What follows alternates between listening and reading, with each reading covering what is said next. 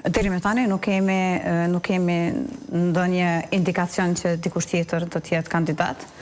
Besoj që Bedri Hamza do të jetë kandidat për kryeministri i Partisë Demokratike, po edhe kjo është një ndër çështjet që e diskutojmë nesër, sepse nuk mund të flas në emër të Bedri Hamza, sepse sigurisht që do të jetë ekskluzivitet i tij.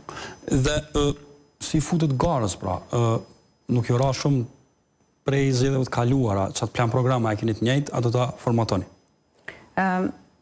Tani plan programi dhe strategjia do të jetë pak më ndryshe, mirë po siç e thatë, ka kalu një kohë jashtëzakonisht e shkurt nga zgjedhjet e kaluara dhe nuk është që ka pas shumë ndryshime pozitive, mirë po ka pas ndryshime negative në këtë vend dhe patjetër që duhet të kemi një strategji të re, duhet të kemi një plan të ri me cilin garojmë, pra një plan program, kështu që po patjetër që edhe kjo nesër do të jetë pjesë e diskutimeve në kryesin tonë. Dhe zonja Shoshi po vazhdon që kjo politika e fajësimit, pra se kush i shkaktoi zgjedhjet.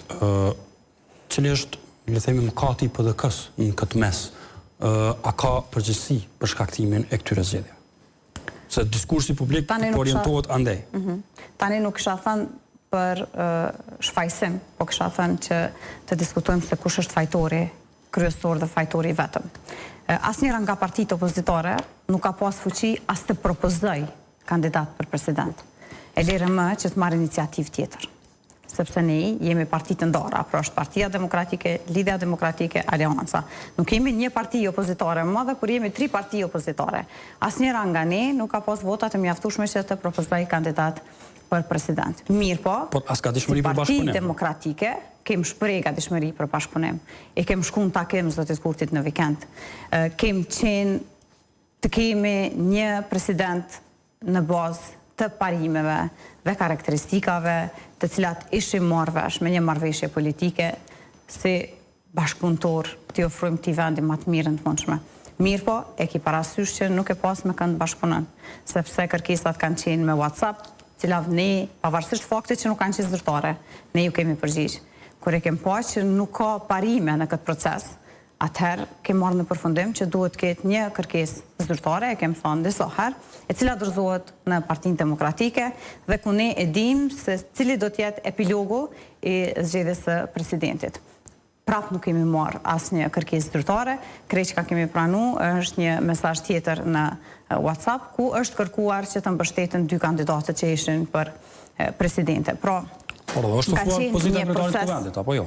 Në WhatsApp. Një proces tani ta shpjegoj. Ka qenë një proces në cilin nuk ka pas asnjëherë bashkëpunim të sinqert, mirë po ka pas vetëm kalkulime politike nga mazhoranca, nga Albin Kurti, i cili ka 51% dhe 57 vota, apo me koalicionin që ka 66 vota brenda kuvendit.